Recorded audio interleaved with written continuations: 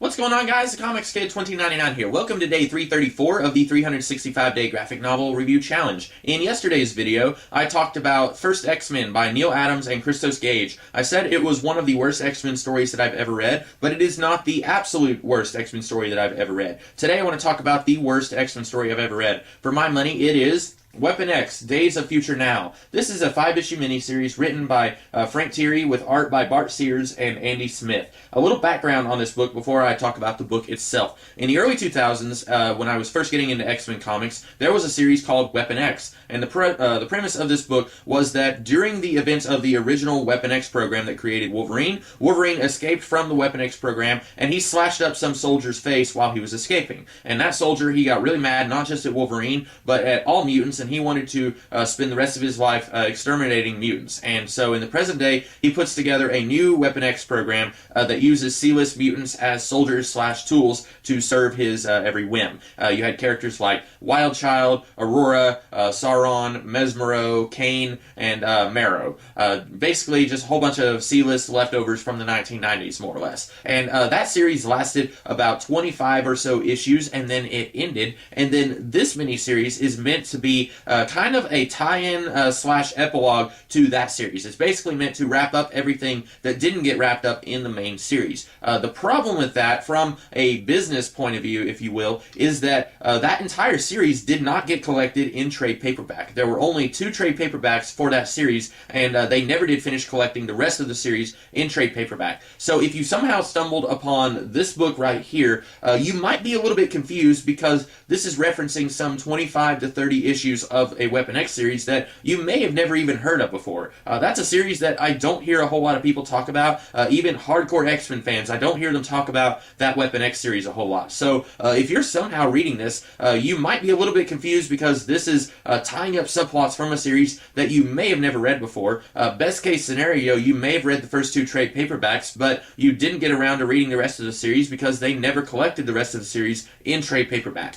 So from a business point of view, this book does not make a whole lot of sense. Let's put out this epilogue to the Weapon X series that hardly anyone ever talks about, and we never did even collect the 3rd chapter of that series in trade paperback. So this is going to be referencing subplots and characters from the last third of that series that nobody knows anything about because we never did put out the last trade paperback. I am exclusively a trade paperback guy. I don't read single issues anymore. I used to a long time ago, but it's more financially stable for me to buy things in trades than it is to buy things in single issues. And so someone like me, if you see this book and maybe you're thinking, hey, there's Wolverine, and he kind of looks like he did in the Days of Future Past storyline. He's got the sheepskin jacket thing and his hair is a little bit gray. He kind of looks like he did in Days of Future Past. This is a tie-in to Days of Future Past, obviously, with the title of this book being very similar to that. So you buy this and then you read it and you're thinking, what is this? I don't understand anything that's going on here. Even if you know quite a bit about the X-Men and you know about the Weapon X series from the early 2000s, this is still probably going to confuse you,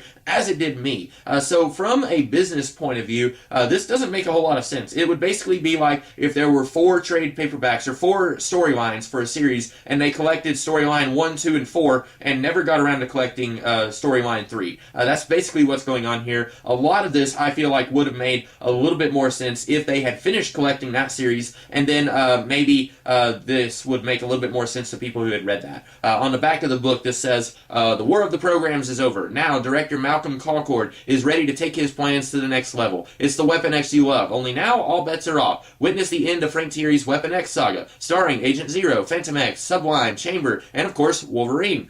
So this is very much hyping itself as the conclusion of that series, except they never did conclude the rest of the series. It's really weird. Also, this has characters in it who were introduced in the last chunk of that Weapon X series. Not introduced, but characters who weren't part of the first 2/3 of that series. Chamber, Sublime, and Phantom X, they were not part of the first 2 storylines of Weapon X, and now they're here, and they're acting like they were a huge part of that series, and they weren't.